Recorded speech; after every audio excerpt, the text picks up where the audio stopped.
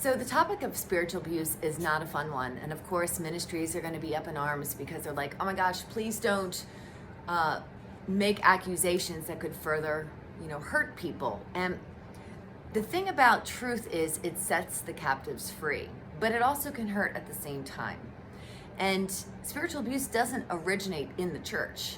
It has the reputation of being activated there because people manifest and they come up with all their woes, and you have this authority that steps in to say, we know the right way, which is really nothing less than the religious spirit. But it's like, if you just do this, then this will happen. Cut out that behavior and then you'll flourish. Keep your eyes on Jesus and the devil will flee. Okay, I agree. That actually does work on the level of people that at least had some sanity in their homes. Now, the average is a dysfunctional one, but on the degree of complex trauma, satanic ritual abuse, you have sexual issues, the occult, these things are on the rise. They're not just handled with forgiving a person with one blanket statement, okay? So in one memory, you can have 100 different parts that needs to be healed and forgiven. And that's because God created our brains to be so complex that we wouldn't break down by the time we reach adulthood.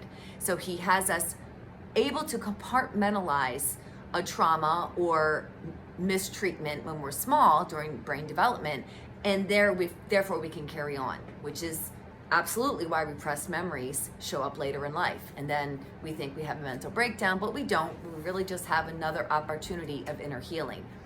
But spiritual abuse first resides in the home. So if parents or the role models, authority figures, if you will, were strict, they demanded allegiance, they made children go to church, it becomes an issue. It's something that becomes ingrained and therefore a huge problem. It's not just going to go away because you now have a surrogate family to embrace you and wrap their loving arms around you, especially if they don't understand. There are more ways to skin a cat than 9. There's umpteen millions. So what works for one person's brain won't work for another person's brain. And I get it. The religious ways that we offer as anecdotes either come in like 5-step process or read a book and write in the workbook. Those things don't apply to complex trauma. They don't apply to people that have seriously been victimized when they were children. So if you have then someone that came from abuse in the home, when they enter into the church, it is a continuation because Satan studies us.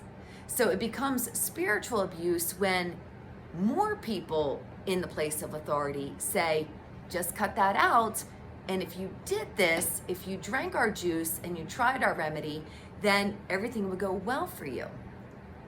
Again, that's just heaping more condemnation onto somebody who's already pretty much attempted every rule in the handbook.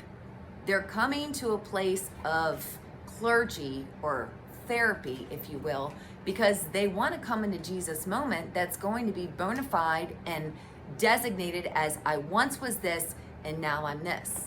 And I do believe that that is possible. I believe that all things are possible.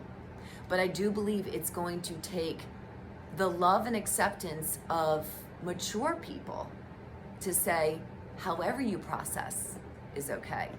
And I might not have all the answers, but together we can pull out the tools in our toolbox, and you can call on Angie for this issue.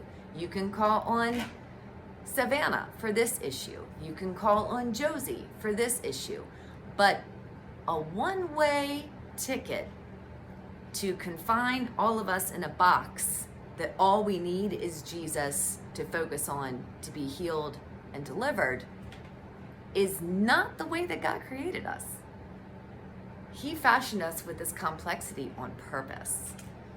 We are supposed to seek out the mysteries of his healing. And sometimes that means laying down the remedies and just going to him. But that still will look different to every single person that's pursuing him. it's just my encouragement to say the church isn't always the culprit, but the church certainly isn't going to be having its doors banged down by the millennials, because their parents didn't do the best in showing them who Jesus really was. And in fact, we all have something to learn when we hear ourselves saying, well, this works, and you're just unwilling to do it. Or if you would just cut it out, then things would go well for you. It's not that simple. We're complex, and we're called to be empathetic. We're called to be compassionate like Christ, so that in our narcissism, we wouldn't say, we know what you're talking about, we've been there, and just follow our lead. It's just time to redirect back to Jesus's lead, because I think that will lead them into all liberty.